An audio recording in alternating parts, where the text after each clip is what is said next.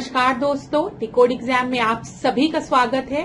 आज की क्लास में हम लोग डिस्कस करेंगे मॉक टेस्ट, जो कि आपके आरओ एआरओ परीक्षा के लिए, यूपी पीसीएस परीक्षा के लिए, सभी के लिए बहुत ही महत्वपूर्ण है। तो चलिए आज की क्लास को स्टार्ट करते हैं मेरे साथ ऐश्वर्या सिंह के साथ। अगर आज की क्लास में आपको किसी भी तरीके का डाउट होता है तो आप मुझसे कमेंट बॉक्स में पूछ सकते हैं। क्लास मैं फिर एक बार रिपीट करूंगी एक चीज कि आपकी परीक्षा में अभी समय है, लेकिन इसका मतलब ये नहीं कि अब आपको आराम करना है। अब आपको अपनी तैयारी और मजबूत करनी है। अगर पहले आपके सिलेक्शन के चांसेस 60% थे, 70% थे, तो अब उसको 100% करना है। तो जो भी समय आपको मिला है उसका सदुपयोग जरूर करिए, ठीक है। और मॉक टेस्ट तो जरूर देखिए रोज। लास्ट क्लास में हमने कई इंपॉर्टेंट प्रश्नों को डिस्कस किया था। आज की क्लास में हम लोग यूपी स्पेशल से रिलेटेड इंपॉर्टेंट प्रश्नों को डिस्कस करेंगे। मैं क्लास के स्टार्टिंग में ही आपको बता दे रही हूँ, यूपी के प्रश्नों को आज हम डिस्कस करेंगे, जो कि आपके आरओ एआरओ और यूपी पीसीएस परीक्षा दोनों के लिए ही बहुत महत्वपूर्ण है। तो चलिए अब आज के सेशन को स्टार्ट करते हैं मेरे साथ ऐश्वर्या सिंह के साथ। अगर किसी भी तरीके का डाउट होता है क्लास में तो आप कमेंट बॉक्स में मुझसे पूछ सकते हैं। आज के सेशन को स्टार्ट करने से पहले थोड़ी सी इन्फॉर्मेशन आप लोगों को दूंगी फाउंडेशन कोर्स की, जो कि डिकोड एग्जाम आप लोगों के लिए लेकर आया है। इस फाउंडेशन कोर्स में एंटायर सिलेबस कवर किया गया है आरओ एआरओ का थ्रू वीडियो लेक्चर्स। यहाँ पर आपको नोट्स पीडीएफ के फॉर्मेट में प्रोवाइड की जाएगी। आपको टेस्ट सीरीज प्रोवाइड की जाएगी, जहां पर आप अपने परफॉर्मेंस को इवेल्युएट कर सकते हैं। और अगर किसी भी तरीके का डाउट होता है तो आप टेलीग्राम ग्रुप पे पूछ भी सकते हैं। क्लास इस कोर्स से रिलेटेड कोई भी इंफॉर्मेशन चाहिए तो नीचे व्हाट्सएप नंबर दिया गया है, वहां पर आप कांटेक्ट कर सकते हैं। डिकोड एग्जाम आप लोगों के लिए समान हिंदी की पुस्तक भी लेकर आया है, जो कि आप घर बैठे ऑर्डर कर सकते हैं फ्लिपकार्ट या फिर अमेजॉन से, या फिर अगर आप चाहें तो इसको अपने नियरेस्ट बुक स्टोर पे जाकर खरीद भी सकते हैं। परीक्षा की दृष्टि से महत्वपूर्ण पुस्तक है, तो एक बार इसका अध्ययन आप लोग जरूर करें। चलिए आज की क्लास का पहला इंपॉर्टेंट प्रश्न हम देखेंगे। उत्तर प्रदेश के मुख्य लोकगीत हैं। बताइए उत्तर प्रदेश के मुख्य लोकगीत कौन कौन से हैं। थोड़ा समय लीजिए। आप लोग मुझसे कहते हैं कि मैम समय दे दिया करिए, तो वीडियो को पॉज करिए, आराम से प्रश्न को पढ़िए, अपना दिमाग लगाइए और उत्तर देने का प्रयास करिए। ऑप्शन ए होगा कि बी होगा कि सी होगा कि डी होगा। तो यहां पर इस प्रश्न का जो सही उत्तर है वो है डी, बिरहा, चैती और ढोला। उत्तर प्रदेश के प्रमुख लोकगीत अगर हम देखें तो बिरहा पूर्वांचल क्षेत्र में प्रसिद्ध है, चैती भी पूर्वांचल क्षेत्र में और ढोला आगरा में, ठीक है। कजरी की बात करें, झूमर की बात करें, ये सब पूर्वांचल क्षेत्र के हैं। झूला, लंगुरिया, होरी, फाग ब्रज क्षेत्र के, नकटा, संस्कार गीत, ये सब अवध क्षेत्र में प्रचलित है। तो आपको उत्तर प्रदेश के मुख्य लोकगीत पता होना चाहिए, क्योंकि आपके परीक्षा में पूछा जाता है और ये प्रश्न आपके आरओ एआरओ परीक्षा में पूछा गया प्रश्न है। यहाँ पर क्लास में आपको एक बार और रिवाइज कराऊंगी, देख लीजिए। बिरहा की जब हम बात करते हैं तो ये उत्तर प्रदेश का प्रसिद्ध लोकगीत है, जो कि पूर्वांचल क्षेत्र में गाया जाता है। चैती की हम बात करेंगे तो ये भी पूर्वांचल क्षेत्र में गाया जाता है। डोला की हम बात करेंगे तो आगरा में। कजरी, झूमर जो है वो पूर्वांचल क्षेत्र में। झूला, लंगुरिया, होरी, फाग ये सब ब्रज क्षेत्र में। नकटा, संस्कार गीत ये सब अवध क्षेत्र में प्रचलित हैं। तो इसका स्क्रीनशॉट ले लीजिए और इसको 2-3 बार आप पढ़ेंगे तो याद रहेगा। चलिए दूसरे प्रश्न को अब हम देखते हैं। उत्तर प्रदेश के प्रमुख लोक नृत्य की बात की गई है। अभी हमने लोक गीत की बात की है, अब बताइए नृत्य की बात, डांस की बात की जा रही है। तो आप लोग वीडियो को पॉज करके option A, B, C, D को आराम से पढ़िए, फिर मुझे उत्तर दीजिएगा, ठीक है। आराम से पढ़िए क्लास। यहाँ पर सही उत्तर क्या होगा बताइए।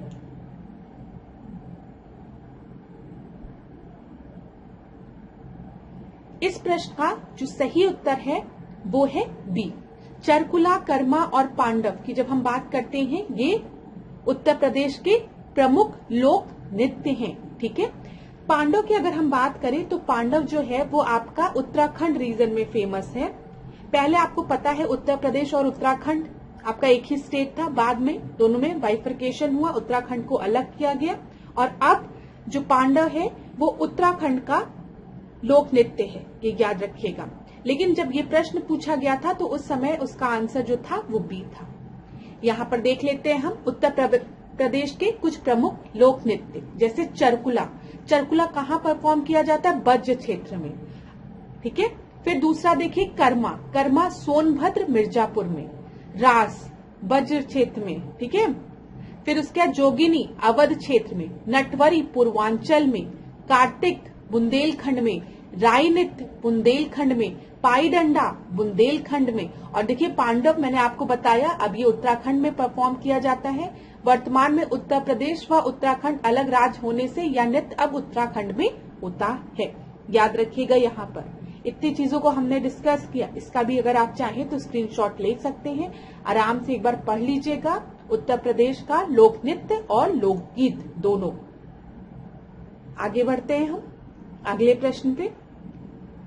व्यापार सुविधा केंद्र एवं क्राफ्ट म्यूजियम की स्थापना उत्तर प्रदेश के जनपद में हुई, तो कहां पर है ये बताइए? Trade facilitation centre and the craft museum Uttar Pradesh के किस डिस्ट्रिक्ट में है? प्रयागराज में है, बनारस में है कि अयोध्या में है, अमेठी में है? तो आप याद रखेंगे ये आपका बनारस में है, बी आपका सही उत्तर है। इन प्रश्नों में ज्यादा समय देने की आवश्यकता नहीं है, आप प्रश्न पढ़ेंगे आपको उत्तर आएगा तो आप आंसर दे लेंगे, ठीक है।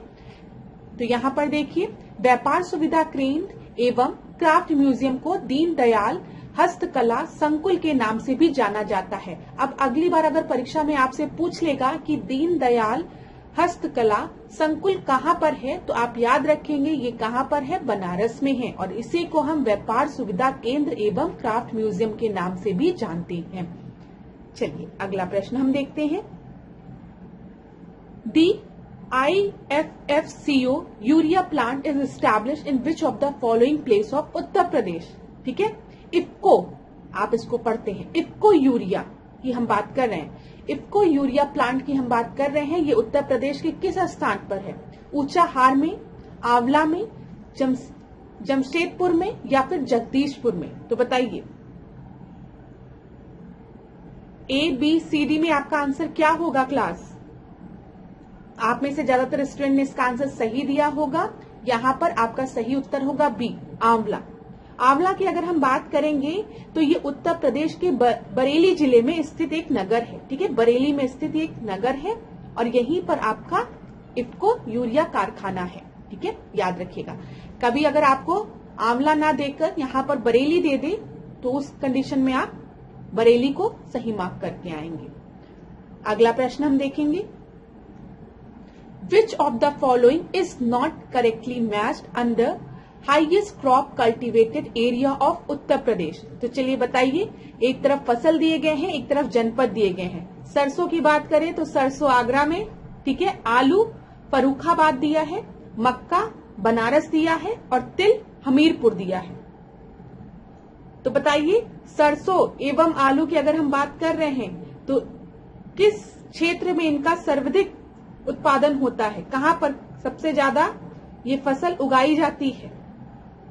तो आप याद रखिएगा, अगर हम सरसों आलू की बात कर रहे हैं तो यूपी में, पश्चिमी यूपी में ये ज्यादा उगाई जाती है, ठीक है।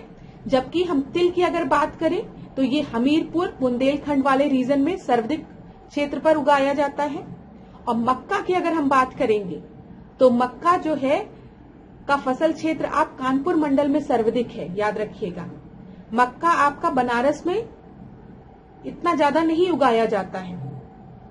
तो यहाँ पर आपका सही उत्तर क्या हो जाएगा? सी आपका सही उत्तर होगा, क्योंकि नॉट करेक्टली मैच्ड पूछा है, ठीक है। तो याद रखिएगा सरसों आलू ये सब आपका आगरा फर्रुखाबाद यहाँ पर आपको मिलता है। मेज की हम बात करेंगे तो मेज आपके कानपुर साइड में, कानपुर मंडल साइड में ज्यादा उगाया जाता है बनारस के कंपैरिजन में। और तिल की बात करेंगे तो ये हमीरपुर, ठीक है, ये बुंदेलखंड रीजन की तरफ, तो हमीरपुर इधर सही हो जाएगा। तो हो गया क्लास, सी आपका सही उत्तर है। अगला प्रश्न हम देखेंगे। Where is leather technology park situated? Leather technology park कहाँ पर स्थित है बताइए? आगरा में, कानपुर में, उन्नाव में या फिर नोएडा में? तो ये भी एक आसान सा प्रश्न है, रिपीटेड प्रश्न है कि लेदर टेक्नोलॉजी पार्क जो है वो आपका सिचुएटेड है कहां पर? बंथरा में। और ये कहां पर है? उन्नाव में। ठीक है, याद रखिएगा। तो यहाँ पर सी आपका सही उत्तर है। यहाँ पर मैं और प्रिसाइज अगर इसको लिखूं तो बंथरा, याद रखिएगा। ठीक है, चलिए, वेरी गुड। आज हम लोग यूपी स्पेशल के प्रश्नों को डिस्कस कर रहे हैं, तो मुझे कमेंट बॉक्स में जरूर बताइएगा आज की क्लास कैसी लगी, क्योंकि आज हमने कुछ नया ट्राई किया है। आज हमने खाली यूपी स्पेशल के प्रश्नों को डिस्कस किया है और ये अब आपके लिए इम्पोर्टेंट है। बीच में आपके जो एग्जामिनेशन पैटर्न था उसमें चेंज आया था, उसमें यूपी के प्रश्नों को थोड़ा सा कम इम्पोर्टेंस दिया जा रहा था, लेकिन अब फिर यूपी के प्रश्न दोबारा पूछने लगे हैं पेपर्स में। ठीक है, तो ये चीज याद रखिएगा, अब इम्पोर्टेंट है।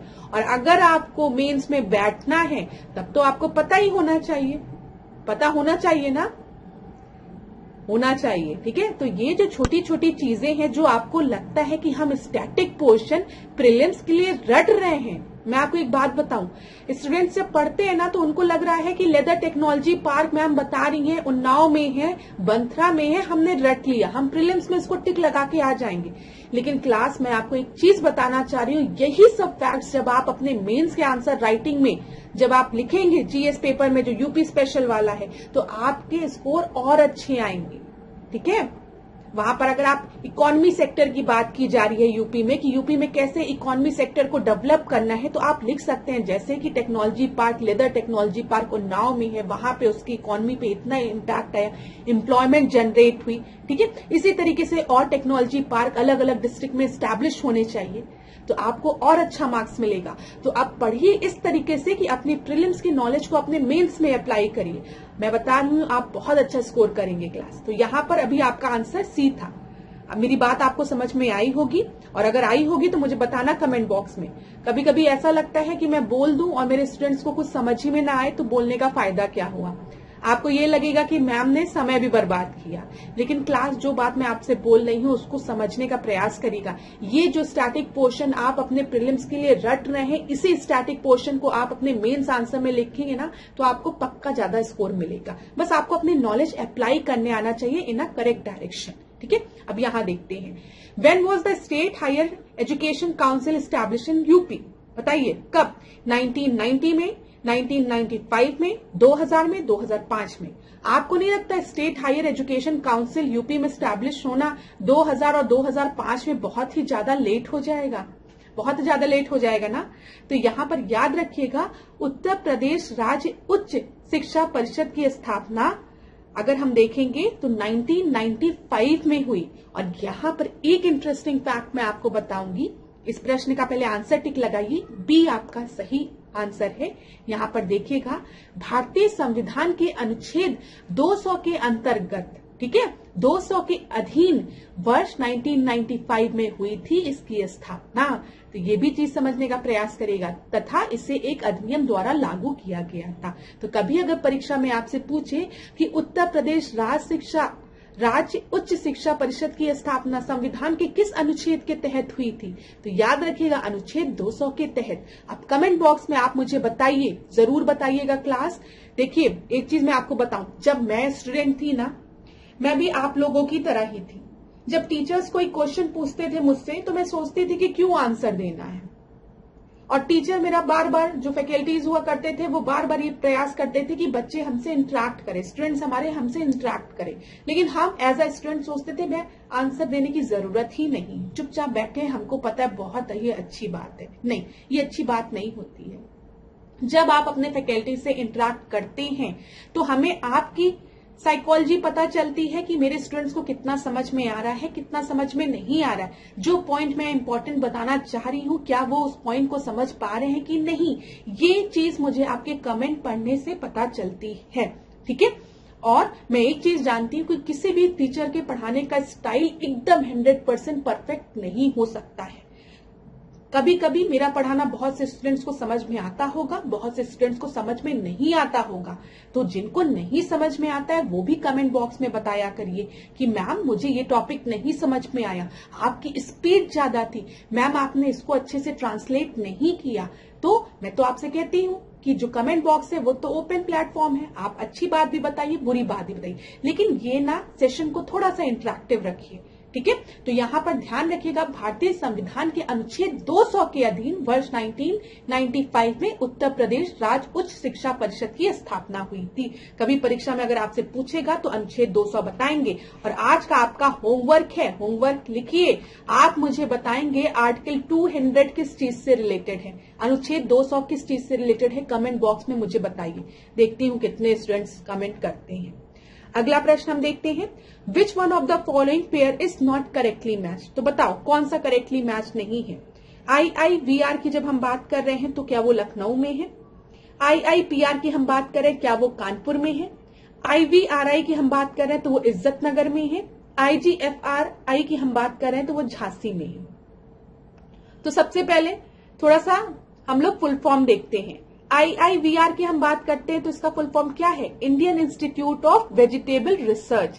Indian institute of vegetable research जो है वो आपका कानपुर में, यहाँ पे कानपुर दिया है, IIVR नहीं, यहाँ पे देखिए क्लास, ये पहले इसको सही करिए, यहाँ पे इसको लखनऊ करिए, ठीक है। आप समझ गया होंगे क्या दिक्कत है, यहाँ पे लखनऊ करिए इसको, ये कानपुर नहीं होगा। तो IIVR जो है वो ना ही आपके लखनऊ में है ना ही आपका कानपुर में था, अगर कानपुर माने तो। Indian institute of vegetable research Banaras में है, वाराणसी में है, याद रखिएगा। तो यहां पर विच of the following is not correctly match, तो पहला आपका करेक्टली मैच नहीं है, ठीक है। अब Indian institute of pulse research की अगर हम बात करेंगे, यहाँ पे P मतलब क्या है, पल्स रिसर्च, ठीक है। यहाँ पे V मतलब क्या है, यहाँ पे V मतलब है आपका वेजिटेबल रिसर्च, ठीक है।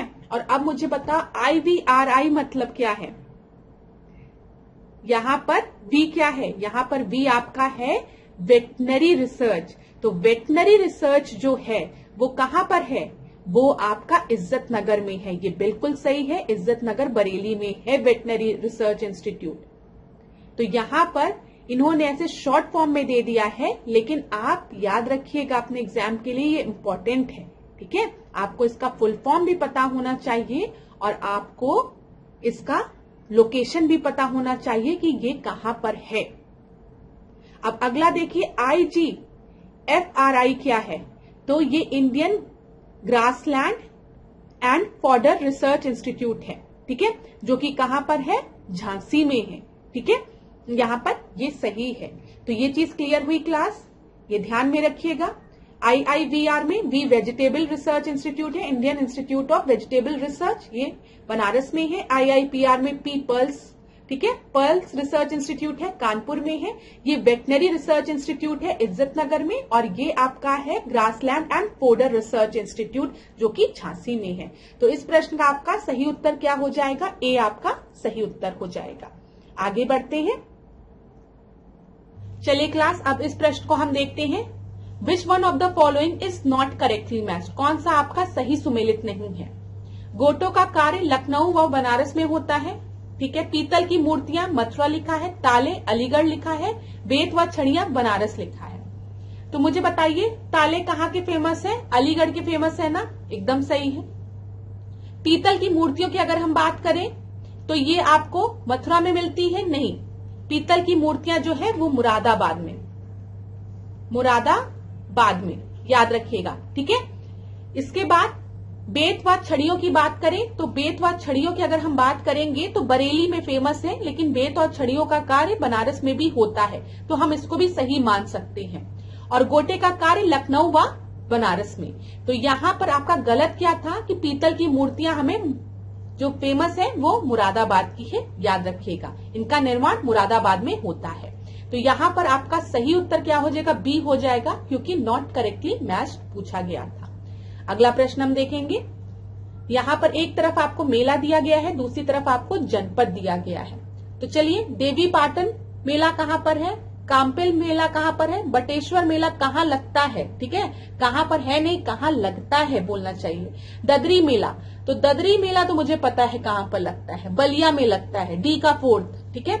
अब आपको लगेगा कि मैम आप बलिया की हैं क्या जो आपको दादरी मेला पता है, नहीं मैं बलिया की नहीं हूँ। फिर देवी पाटन मेला भी मुझे पता है कि देवी पाटन मेला बलरामपुर में लगता है, ये सब इजी है। तो ए का 2nd हो जाएगा, ए का 2nd और डी का 4th। चलो मुझे तो उत्तर मिल गया, उत्तर यहाँ पर होगा सी। अब यहाँ पर बी देखिए हम, काम्पिल मेला, तो काम्पिल मेला लगता है फर्रुखाबाद में, बटेश्वर मेला लगता है कहाँ पर, आगरा में। तो यहाँ पर आपका सी सही उत्तर है। अब एक काम करो, तुम लोग कमेंट बॉक्स में बताओ कि तुम्हारे जनपद में कौन सा फेमस मेला लगता है, ठीक है, आपके जनपद में कौन सा फेमस मेला लगता है। और अब एक दूसरे के कमेंट पढ़ना, इसी बहाने 2-3 मेला याद हो जाएगा। और मन करे तो बता देना तुम्हारे यहाँ के मेले की खासियत क्या है। तो क्लास, अब से हम अपने क्लास को बहुत इंटरेक्टिव रखेंगे। क्यों इंटरेक्टिव रखेंगे, आपने एक चीज नोटिस किया होगा, आज तक ऐश्वर्या मैम ने कभी भी आप लोग से इतनी बात नहीं की है। मैं इसलिए अब आप लोग से इतनी बात कर रही हूँ क्योंकि हमारे पास समय है और हमें अपने लेक्चर को इंटरेस्टिंग बनाना पड़ेगा, तभी पढ़ने में मन लगेगा, ठीक है। तो कमेंट बॉक्स में जरूर बताना कि आप किस जनपद की हैं और आपके जनपद में कौन सा मेला लगता है, ठीक है। कमेंट बॉक्स में देखते हैं कितने स्टूडेंट्स कमेंट करते हैं। अगला प्रश्न हम देखेंगे, where are the Buksa tribes living in Uttar Pradesh. Buksa tribe कहाँ रहती है बताइए, बिजनौर में, बलरामपुर में, श्रावस्ती में या फिर चित्रकूट में। तो यहाँ पे सही उत्तर क्या होगा, ABCD। देखिए बुक्सा या भुक्सा जनजाति अगर हम देखेंगे तो उत्तर प्रदेश के बिजनौर जिले में पाई जाती है, ठीक है, याद रखिएगा बिजनौर जिले में। यहाँ पर ए आपका सही उत्तर है।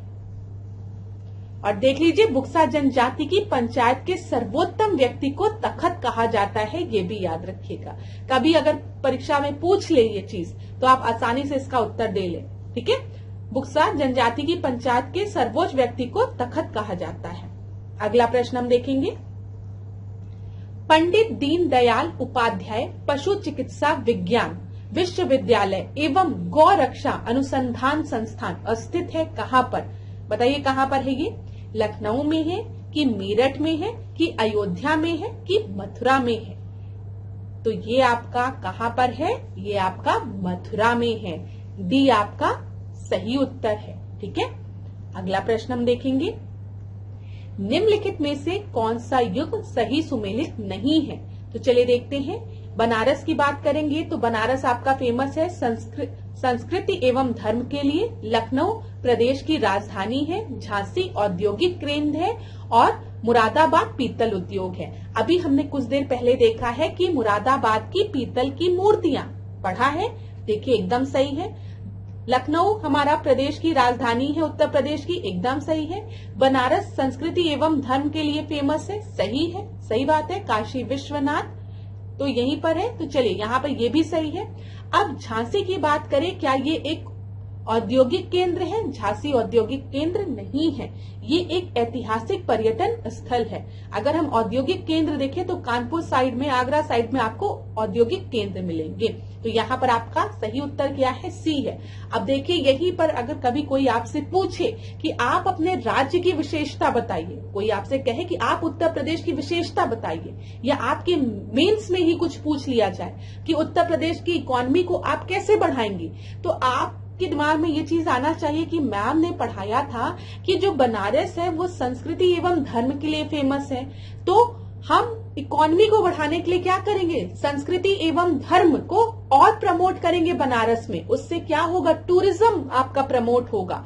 भारत के जो लोग हैं, नागरिक हैं, वो तो बनारस आके घूमेंगे ही, साथ ही साथ विश्व के लोग भी यहाँ पर आएंगे, तो टूरिज्म प्रमोट होगा। झांसी अगर हम बात करें, ये एक ऐतिहासिक स्थल है, तो यहाँ पर भी हम टूरिज्म को प्रमोट कर सकते हैं, ठीक है।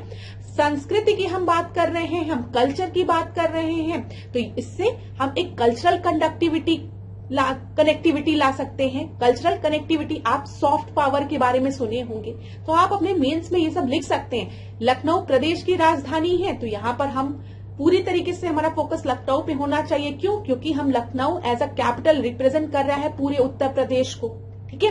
मुरादाबाद पीतल उद्योग है, तो यहाँ पर हम पीतल उद्योग को प्रमोट करेंगे। तो देखिए क्लास, कभी भी आप अपने आंसर को लिखिए, ठीक है, और कोई भी जनरल प्रश्न पूछे तो उसको थोड़ा वर्सेटाइल होकर लिखिए। हमेशा मैं ये चीज कहती हूँ स्टूडेंट से। जैसे यूपी की ही इकोनॉमी की बात आ गई या यूपी से ही रिलेटेड कुछ आ गया, तो इकोनॉमी को प्रमोट करने के लिए ऐसा थोड़ी ना कि खाली हम इंडस्ट्री इंडस्ट्री इंडस्ट्री की बात करेंगे। अरे इकोनॉमी को प्रमोट करने के लिए बहुत सी चीजें हैं। हम टूरिज्म प्रमोट करेंगे, हाँ, और टूरिज्म प्रमोट करने के लिए बहुत सी चीजें हैं। क्या चीजें हैं? अब यहां पर आपका देखिए, यहां पर आप टेम्पल्स को आप क्या करेंगे, यहां पर जो इंफ्रास्ट्रक्चर है, जो भी चीजें हैं उसको और इम्प्रूव करेंगे। जो हिस्टोरिकल प्लेसेस है उसको और इम्प्रूव करेंगे, ठीक है। यहां पर जो नेचर की जैसे रामसर साइट्स है वहां पर आप देख रेख करेंगे तो टूरिज्म बढ़ेगा, इकोनॉमी बढ़ेगी, ठीक है। और यहां पर कहीं ना कहीं हम इंफ्रास्ट्रक्चर पे फोकस कर ही रहे हैं और ये सब एम्प्लॉयमेंट जनरेट करेगा ही, इंडस्ट्रीज एस्टैब्लिश करेंगे ही हम। तो इसीलिए ना जब भी आप प्रीलिम्स की तैयारी कर रहे हैं और प्रीलिम्स में आप स्टैटिक पोर्शन को रट रहे हैं यूपी का, तो आप अपने जीएस के पेपर को भी तैयार करते हुए चलिए, ठीक है। जीएस पेपर में लिखोगे ना, अब आपको पता है ना मेंस में लिखना है 5 और 6 में, तो देखो यही सब लिखना है। तो चलिए आगे बढ़ते हैं हम लोग। कास्ट नक्काशी घरेलू उद्योग के लिए उत्तर प्रदेश का कौन सा नगर प्रसिद्ध है? तो बताइए, गोरखपुर, सहारनपुर, मेरठ या कानपुर? तो कास्ट नक्काशी घरेलू उद्योग के लिए उत्तर प्रदेश का सहारनपुर फेमस है। तो सही उत्तर क्या होगा आपका? बी होगा, ठीक है। यहाँ पर कैपिटल ऑफ वुड क्राफ्ट के नाम से भी सहारनपुर को जाना जाता है। क्या बोला जाता है? कैपिटल ऑफ वुड क्राफ्ट, याद रखिएगा। अगला प्रश्न हम देखेंगे, उत्तर प्रदेश में उत्तर मध्य क्षेत्र सांस्कृतिक केंद्र स्थापित है कहां पर? आगरा में, बनारस में, इलाहाबाद में या फिर बरेली में? तो बताइए, उत्तर प्रदेश में उत्तर मध्य क्षेत्र सांस्कृतिक केंद्र कहां पर है? तो ये आपका है, यहां पे प्रयागराज कर लीजिए। अब आपको पेपर में प्रयागराज मिलेगा, ठीक है। अब इलाहाबाद नहीं लिखा रहेगा और इस प्रश्न का सही उत्तर क्या है? प्रयागराज, सी आपका सही उत्तर है। देख लीजिए, भारत सरकार के मानव संसाधन विकास मंत्रालय की पहल पर देश में कुल 7 क्षेत्रीय सांस्कृतिक केंद्रों की स्थापना की गई, जिसमें उत्तर मध्य क्षेत्र सांस्कृतिक केंद्र जो है वो कहां पर है? वो इलाहाबाद में है। उत्तर क्षेत्र सांस्कृतिक केंद्र पटियाला में है। उत्तर पूर्वी दीमापुर में है। पूर्वी क्षेत्रीय सांस्कृतिक केंद्र कोलकाता में है। पश्चिमी क्षेत्र सांस्कृतिक केंद्र उदयपुर में है। दक्षिण मध्य क्षेत्र सांस्कृतिक केंद्र नागपुर में है। दक्षिण क्षेत्र सांस्कृतिक केंद्र तंजावुर में है। तो उत्तर प्रदेश में जो मध्य क्षेत्र सांस्कृतिक केंद्र है वो प्रयागराज में है, याद रखिएगा। अगला प्रश्न हम देखते हैं। अगर आप चाहें स्क्रीनशॉट ले लीजिए क्लास, क्योंकि ये पूछा गया प्रश्न है, आने वाले समय में भी रिपीट हो सकता है। निम्नलिखित में से कौन सा युग्म सही सुमेलित है? तो बताइए, भूटिया बाराबंकी, ठीक है। दूसरा है बुक्सा बिजनौर, राजी गोरखपुर, थारू बांदा। तो कौन सा युग्म सही सुमेलित है? मतलब इनमें से कोई एक आपका सही सुमेलित है। तो बताइए, थारू की अगर हम बात करेंगे तो थारू बांदा में नहीं, थारू गोरखपुर में, गोरखपुर साइड में थारू जनजाति मिलती है। राजी की हम बात करेंगे तो ये उत्तराखंड में आपको मिलती है, ठीक है। उत्तराखंड में राजी मिलती है, ये पिथौरागढ़ साइड में उत्तराखंड में। बुक्सा की हम बात करेंगे तो ये बिजनौर में, सही है। भूटिया की हम बात करेंगे तो ये गढ़वाल रीजन में। तो यहां पर आपका सही उत्तर क्या हो जाएगा? बी हो जाएगा, क्योंकि यही आपका करेक्टली मैच्ड है। अगला प्रश्न हम देखेंगे, कर्मा लोक नृत्य कहां पर परफॉर्म किया जाता है? महोबा में, पूर्वांचल में, सोनभद्र में या फिर ब्रज में? तो बताइए, अभी हमने सबसे पहले लोक नृत्य की बात की है, नहीं, सबसे पहले हमने लोकगीत की बात की है, फिर हमने लोक नृत्य की बात की है। मैंने आपको बताया था कि कर्मा कहां परफॉर्म किया जाता है? महोबा में, पूर्वांचल में, सोनभद्र में या फिर वज्र में? तो ये है आपका सोनभद्र में। कर्मा सोनभद्र मिर्जापुर रीजन में ये डांस परफॉर्म किया जाता है, ये लोक नृत्य परफॉर्म किया जाता है, याद रखिएगा। अच्छा, ये बताइए, रास कहां पर परफॉर्म की जाती है तो वो ब्रज में, ठीक है, याद रखिएगा, इसको ब्रज का लीजिए, यहां पर हम रास लिखिए, ये मैंने आपसे डिस्कस किया है। अगर हम बात करें पूर्वांचल की तो नटवरी परीक्षा में पूछा है, इसलिए आपको रिवाइज करा रही हूं। नटवरी कहां परफॉर्म किया जाता है? पूर्वांचल में, ठीक है। आगे बढ़ते हैं। चरकुला कहां परफॉर्म किया जाता है? एक और याद आया, चरकुला कहां पे परफॉर्म किया जाता है बताइए? ये भी ब्रज में, ठीक है, याद रखिएगा, ब्रजवासी चरकुला रास। अगला प्रश्न हम देखते हैं, यहाँ पे सी सही उत्तर है, देख लीजिए। कर्मा लोक नृत्य खरवार आदिवासी, यहाँ पे याद रखिएगा खरवार, परीक्षा में ये भी पूछा जा सकता है ना कि जो चरकुला नृत्य है, अरे सॉरी, कर्मा जो लोक नृत्य है उसको कौन परफॉर्म करता है? उसको खरवार आदिवासी लोग परफॉर्म करते हैं। इसका जो क्षेत्र है जो मैंने आपको बताया सोनभद्र मिर्जापुर, ठीक है। जबकि राई नृत्य की अगर हम बात करेंगे, यहाँ पर राई दिया था, नहीं दिया है यहाँ पर राई नृत्य बुंदेलखंड की महिलाओं द्वारा किया जाता है और यहाँ की महिलाएं इस नृत्य को विशेषतः श्री कृष्ण जन्माष्टमी के अवसर पर करती हैं। तो यहाँ पर दोनों चीज आप याद रखिएगा, जब बता दिया गया है उत्तर में तो इसको ध्यान में रखिएगा। क्या याद रखना आपको? कर्मा लोक नृत्य जो है वो खरवार आदिवासी लोगों द्वारा परफॉर्म किया जाता है और ये आपका मुख्यतः सोनभद्र मिर्जापुर रीजन के लोग इसको परफॉर्म करते हैं। दूसरी चीज आपको याद रखनी है कि राई लोक नृत्य के बारे में, जो राई नृत्य है वो बुंदेलखंड की महिलाएं द्वारा परफॉर्म किया जाता है और कब? विशेषता श्री कृष्ण की जन्माष्टमी, श्री कृष्ण जन्माष्टमी में, श्री कृष्ण के जन्मोत्सव को मनाने के लिए।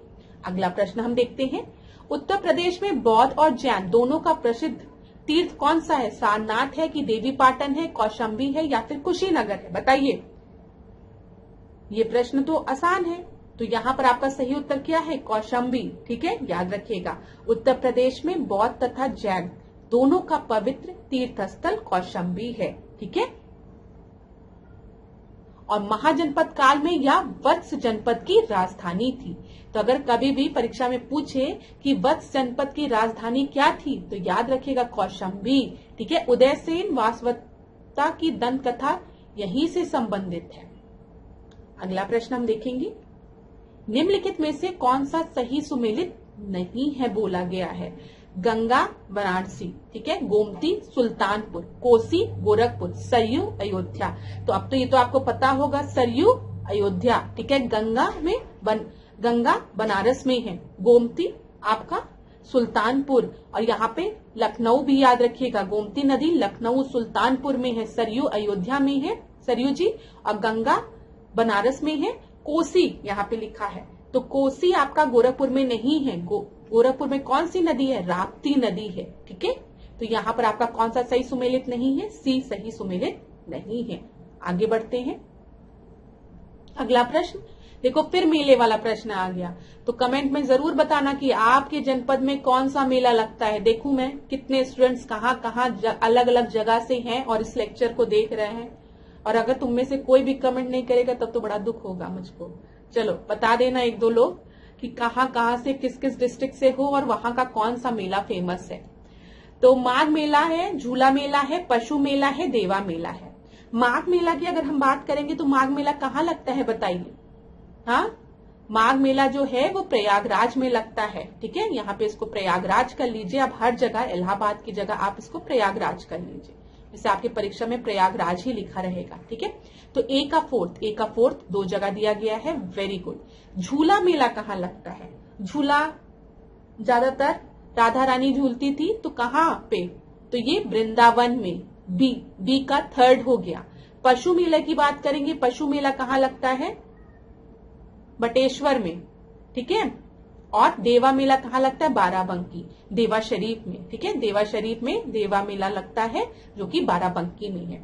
तो इस प्रश्न का आपका सही उत्तर क्या हो जाएगा? ए का फोर्थ है, ठीक है, और बी का थर्ड है, और पशु मेला बटेश्वर हो गया और देवा मेला बाराबंकी हो गया। ए आपका सही उत्तर है। आगे बढ़ते हैं। उत्तर प्रदेश में प्रथम बायोटेक पार्क स्थापित किया गया है कहां पर? ये तो आपको पता ही है, ठीक है। पहला बायोटेक पार्क कहां पर है? ये लखनऊ में है। सी आपका सही उत्तर है। अगला प्रश्न देखेंगे, निम्नलिखित विश्वविद्यालय में सबसे प्राचीन विश्वविद्यालय कौन सा है? तो बताइए, बनारस हिंदू विश्वविद्यालय है कि इलाहाबाद विश्वविद्यालय है या फिर चौधरी चरण सिंह विश्वविद्यालय है या फिर लखनऊ विश्वविद्यालय है?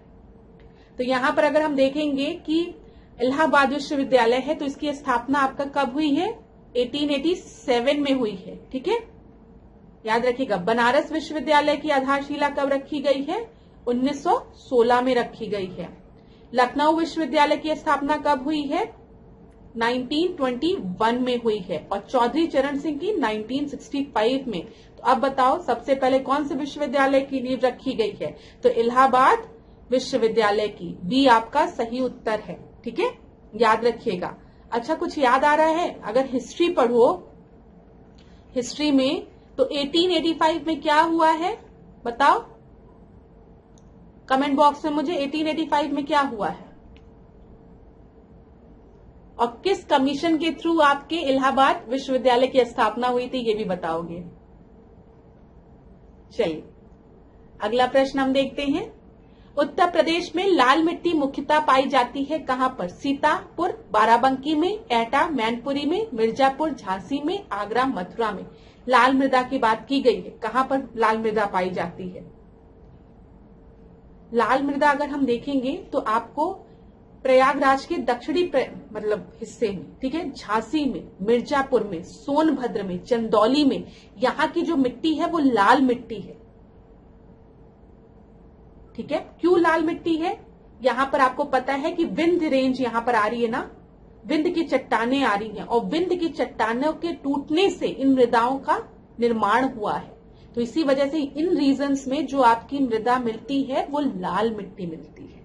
ठीक है, तो यहाँ पर देखो मिर्जापुर हो गया आपका, झांसी हो गया, ठीक है, सोनभद्र हो गया, चंदौली हो गया और प्रयागराज का दक्षिण पार्ट। तो यहाँ पर सही उत्तर क्या हो जाएगा? सी आपका सही उत्तर है।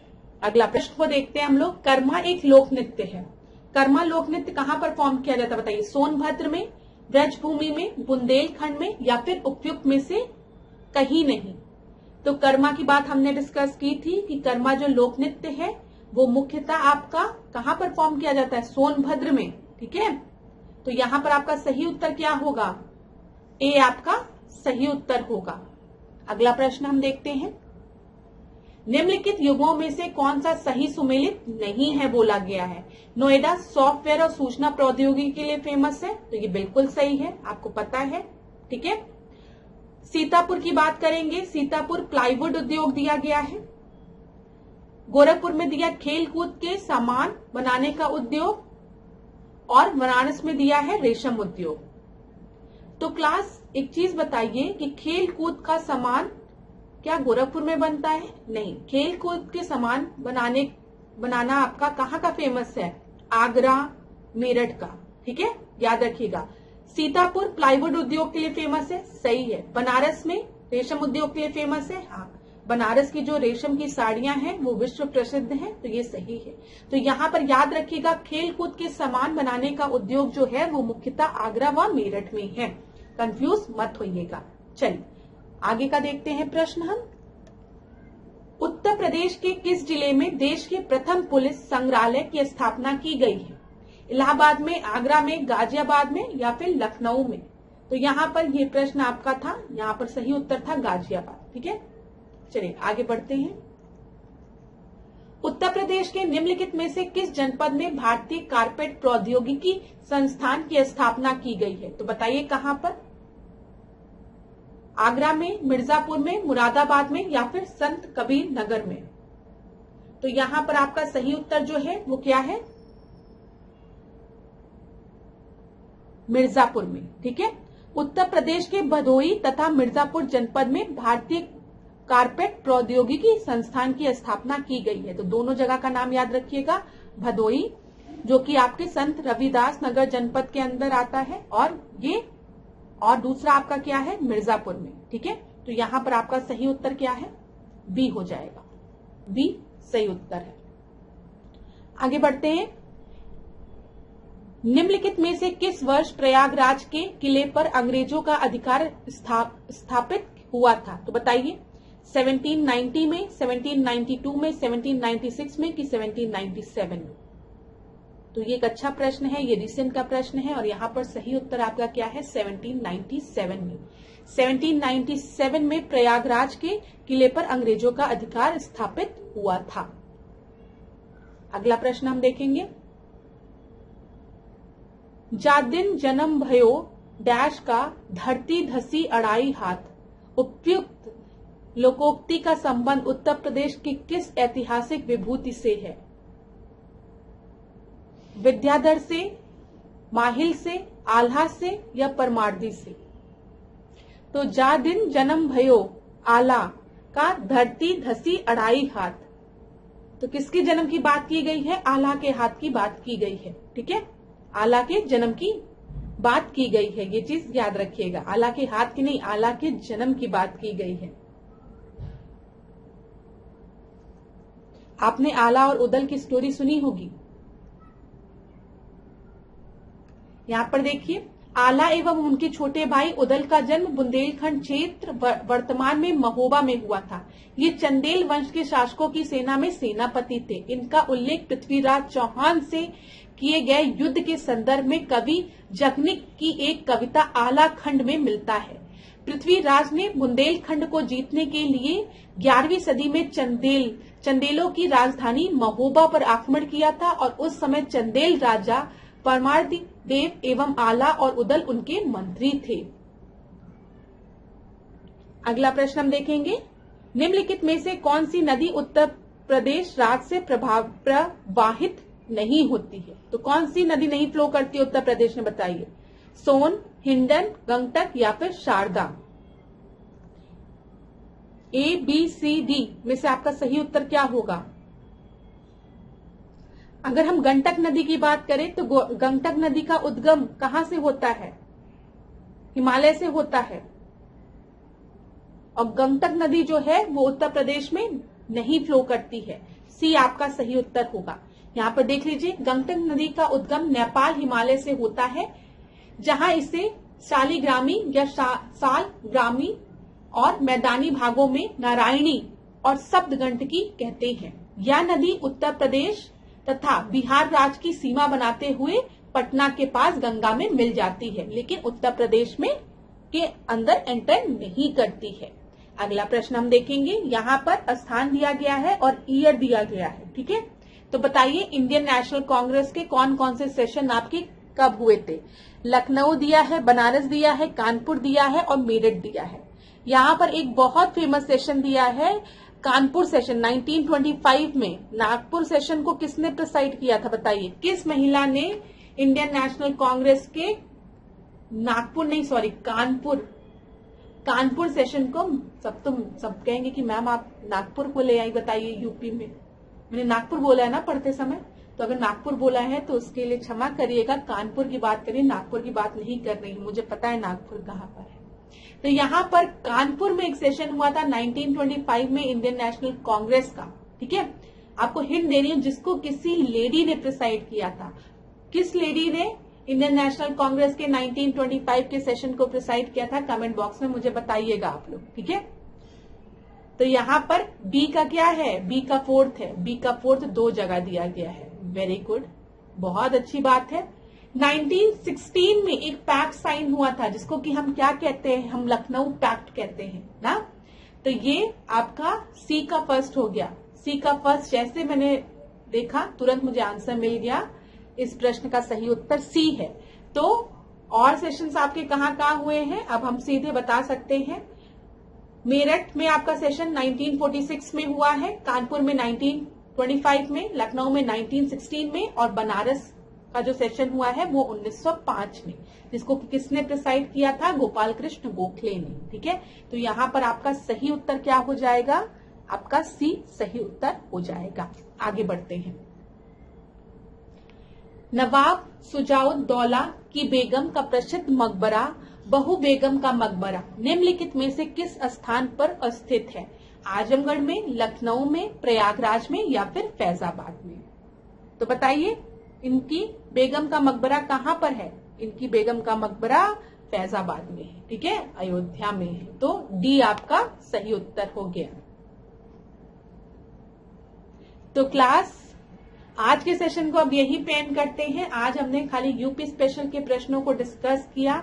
आशा करती हूँ आज की क्लास आपको अच्छी लगी हो। इस क्लास में जो चीज मैं आपको कन्वे करना चाहती थी वो आप समझ गए हो कि जब भी अपना स्टैटिक पोर्शन पढ़िए तो ये मत सोचिए कि हम मेंस की प्रिपरेशन नहीं कर रहे हैं। आप प्रीलिम्स की तैयारी जब यूपी स्पेशल पढ़ रहे हैं तो वो आप ऑटोमेटिकली मेंस में अपने आंसर्स में मेंशन करके आएंगे, और आइएगा भी। बहुत जनरल आंसर कभी कोई नहीं पसंद करता है। उस जनरल आंसर में जब आप कुछ फैक्ट्स को लिखते हैं तो एग्जामिनर को भी पढ़ने में मजा आता है। उसको ये चीज समझ में आती है कि स्टूडेंट को नॉलेज है, वो क्वेश्चन को अच्छे से इलैबोरेट कर पा रहा है, एक्सप्लेन कर पा रहा है। तो ये चीज अपने पढ़ाई करते समय ध्यान में रखिएगा जरूर क्लास, ठीक है। और आशा करती हूँ कि आपका दिन खूब अच्छा जाए, आप लोग खूब पढ़ें, बिल्कुल भी आलस ना करें, अपने पे विश्वास रखिए, अपनी पहचान बनाए रखिए, ठीक है। जब भी बहुत कॉन्फिडेंस लो हो, लगे कि अब नहीं हो पा रहा है, शीशे के सामने खड़े होके कहिए ऑल इज वेल, सब अच्छा है, सिलेक्शन जरूर होगा, लेकिन मेहनत आपको करनी पड़ेगी। मेहनत आपको करनी पड़ेगी। हम आपकी सहायता कर सकते हैं, मेहनत आपको करनी है। कोई भी परेशानी होती है, किसी भी टॉपिक में परेशानी होती है, किसी भी क्वेश्चन में परेशानी होती है, सब्जेक्ट में परेशानी होती है, तो आप क्या करेंगे, कमेंट बॉक्स में मुझे बताएंगे। हम नेक्स्ट क्लास में उसको कवर करेंगे। जब भी मैं आपका कमेंट पढ़ूंगी मैं अगले क्लास में उसको कवर करूंगी जरूर क्लास, ये चीज याद रखिएगा। तो थैंक यू सो मच। आज के सेशन को यही पे एंड करेंगे। आज हमने यूपी स्पेशल के प्रश्नों को डिस्कस किया। नेक्स्ट क्लास में हम और प्रश्नों को डिस्कस करेंगे। इसी तरीके से मेरे साथ ऐश्वर्या सिंह के साथ डिकोड एग्जाम के साथ बने रहिए। आपका दिन मंगलमय हो, खूब पढ़िए, खूब आगे बढ़िए। धन्यवाद क्लास।